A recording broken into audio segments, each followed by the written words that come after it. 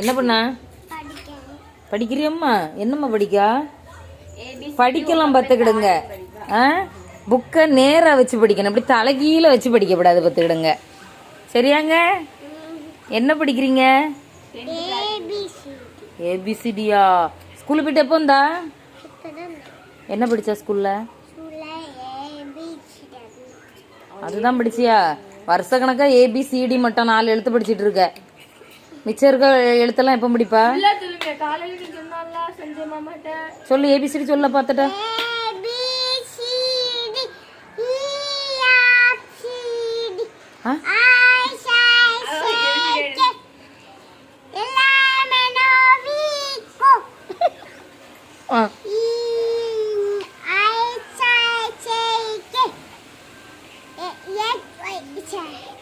கொப்பேன் ஏபிசிடியே புரட்டி போட்டுட்டிவா?